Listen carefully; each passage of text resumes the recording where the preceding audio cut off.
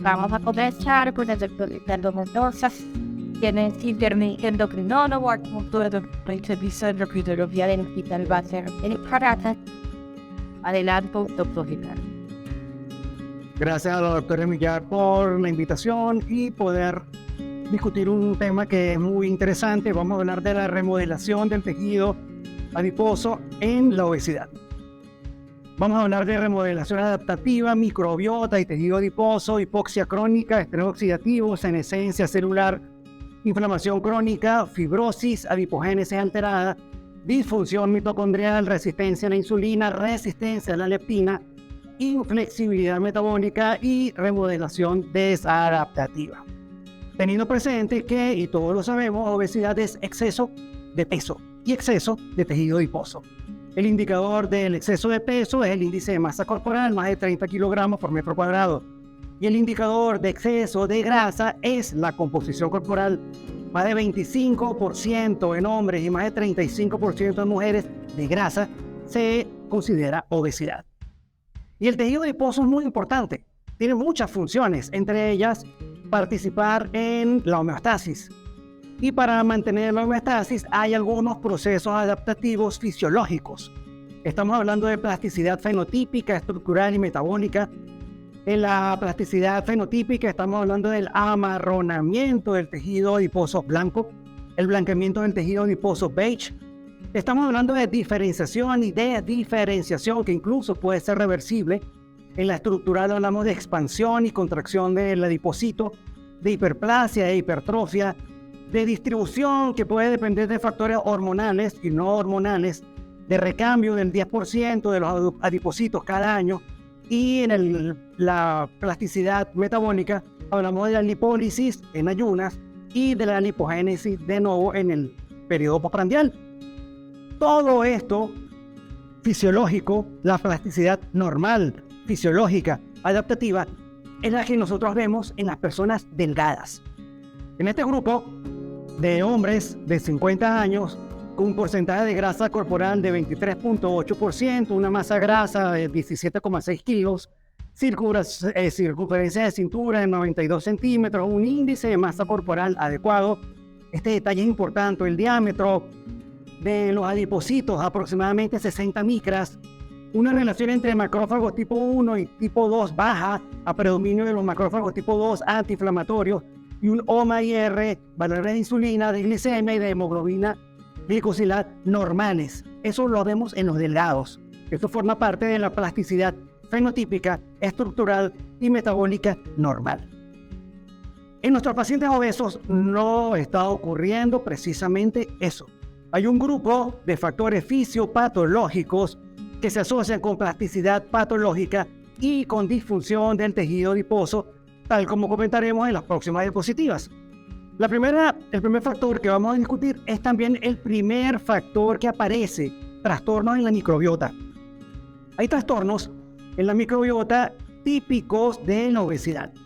Estamos hablando de cambios en la flora intestinal que producen una serie de metabolitos, entre ellos la LPS, y estos productos metabólicos, aquí tenemos la proteína de unión a lipopolisacáridos.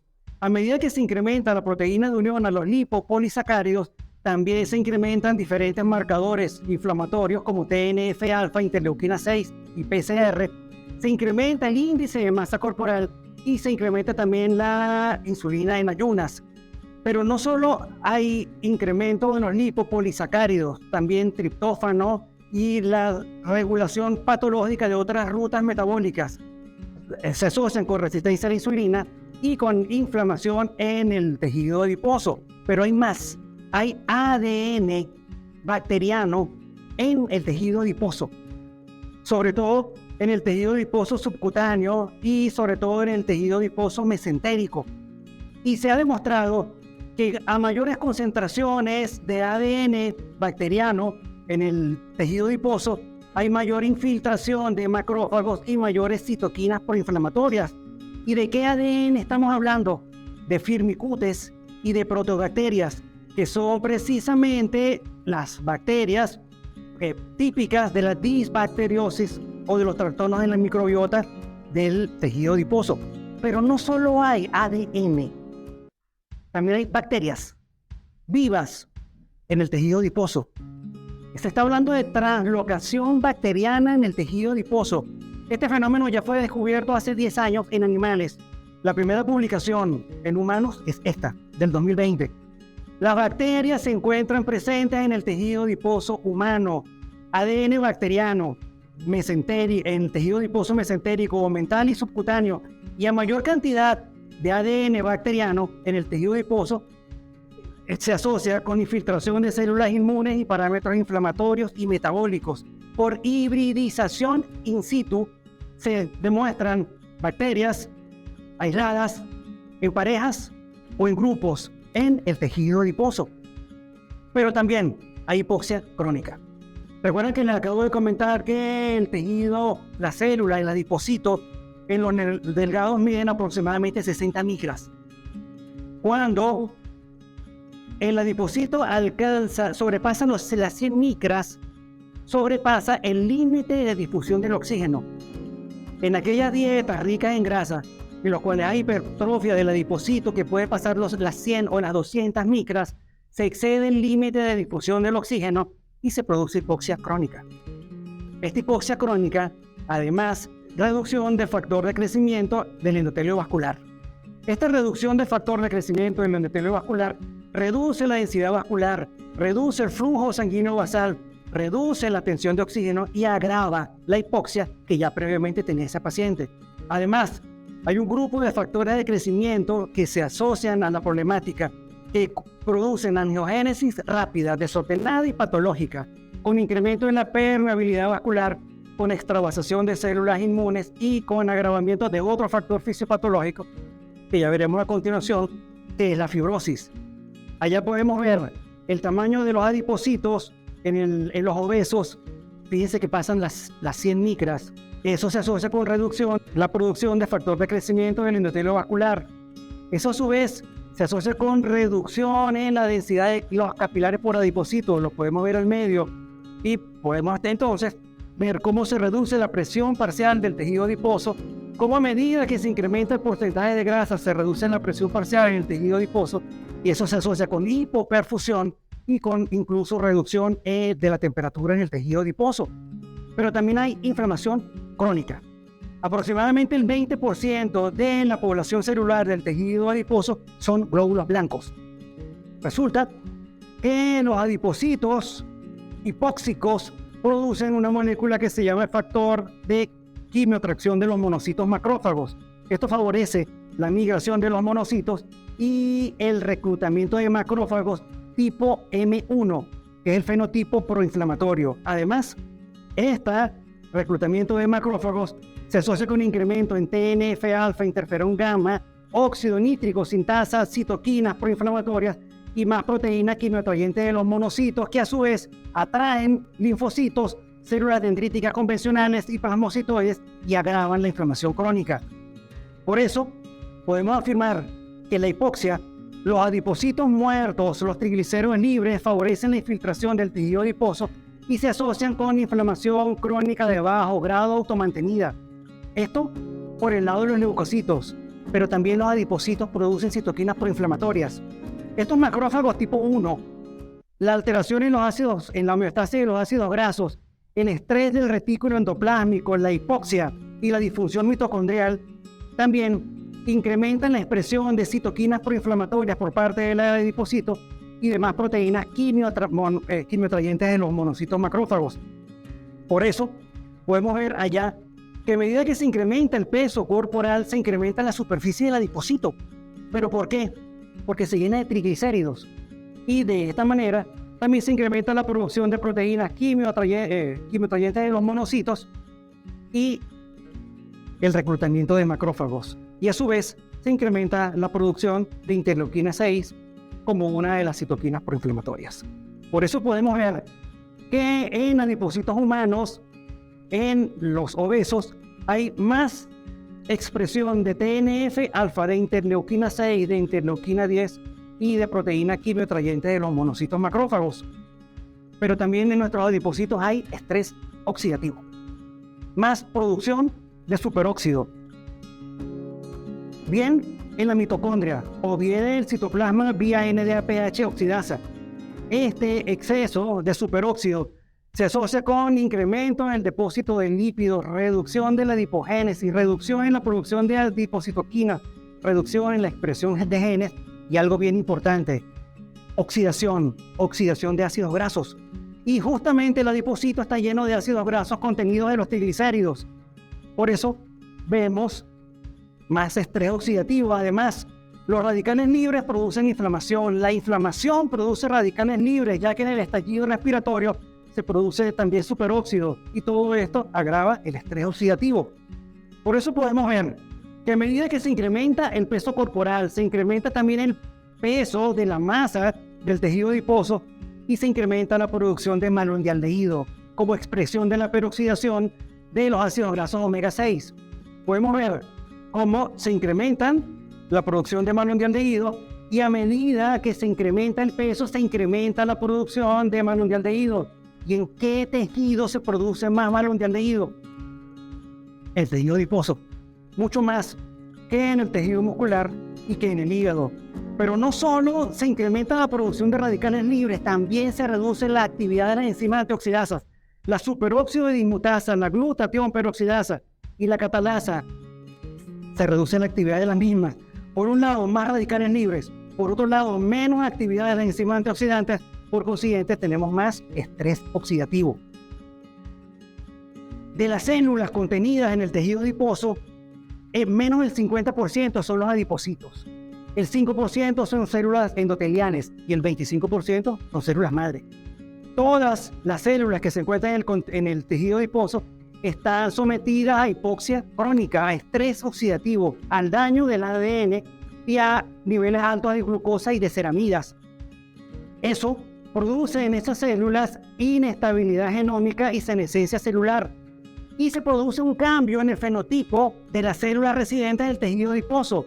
Estamos hablando de un fenotipo secretorio asociado a la senescencia, que por un lado incrementan la actividad de las metaloproteasas en la matriz, que producen disfunción de la matriz extracelular y fibrosis, incrementan la producción de citoquinas proinflamatorias que agravan a su vez la inflamación crónica, reducen la producción de factor de crecimiento del endotelio vascular, que se asocia con la angiogénesis patológica, con agravación de la hipoxia y con reducción de la producción de PPAR gamma.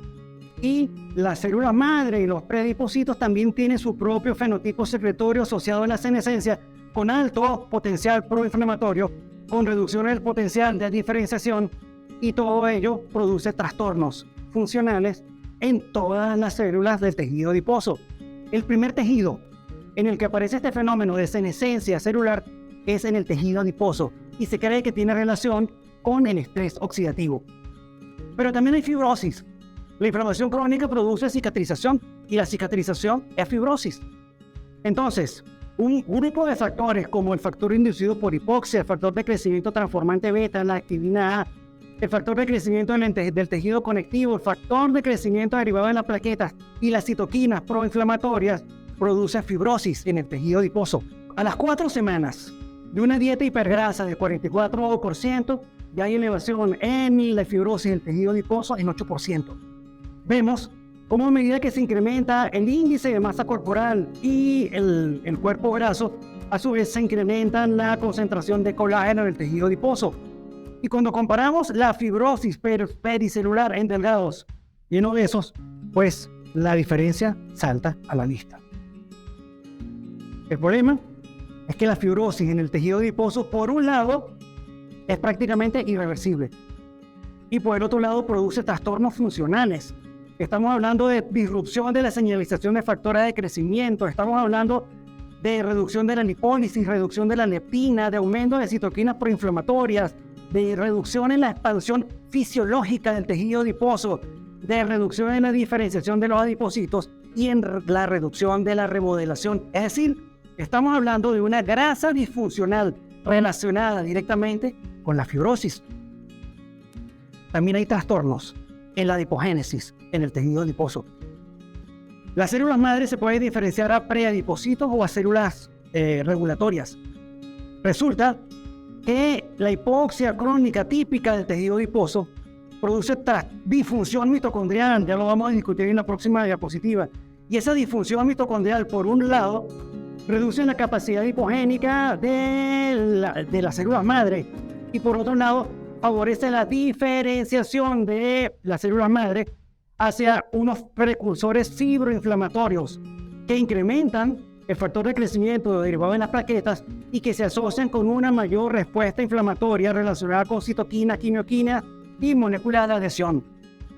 Pero todo lo que he mencionado antes también afecta la adipogénesis.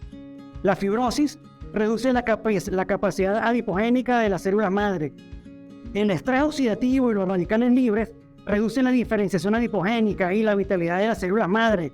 Y la senescencia de las células madre reduce la adipogénesis y produce expansión hipertrófica inadecuada. Y también hay disfunción mitocondrial. Reducción en el contenido de las mitocondrias, mutaciones en el ADN mitocondrial, trastorno del balance del calcio, reducción en la actividad enzimática, trastornos bioenergéticos, trastornos dinámicos, reducción en la biogénesis mitocondrial, y todo esto produce disfunción mitocondrial.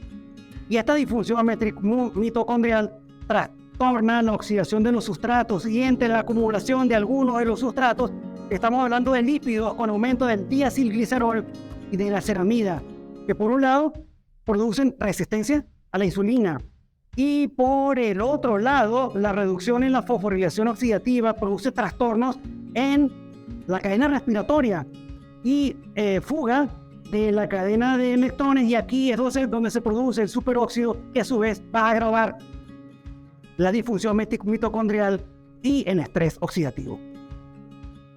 La parte más fascinante para mí es la resistencia a la insulina. Hay múltiples rutas metabólicas por las cuales se produce resistencia a la insulina en el tejido adiposo. La más conocida es la relacionada con las citoquinas proinflamatorias. El TNF-alfa, por vías directas y por vías indirectas, produce resistencia a la insulina. Por vías directas, vía proteína tirosina fosfatasa tipo 1B, que actúa sobre la reducción en la fosforilación de la tirosina, y vía inhibidor de la quinasa del factor nuclear kappa beta, que aumenta la fosforilación de la serina. Todo ello me afecta a la señalización de la insulina y se asocia con resistencia a la insulina. Pero además, el TNF-alfa incrementa la producción de ceramida, y la ceramida, por una ruta indirecta relacionada con el AKT, también produce resistencia a la insulina. Pero no solo el TNF-alfa, también la interleuquina 6. Resulta que la interleuquina 6 incrementa la expresión del supresor de la señalización de citoquinas, el SOX3. Y el SOX3, por un lado, reduce la producción de la proteína del sustrato de receptor de la insulina, y por el otro lado afecta la unión de la proteína P85 con el sustrato del receptor. Eso produce reducción de la captación de glucosa estimulada por insulina en el adipocito. ¿Y cómo se llama eso?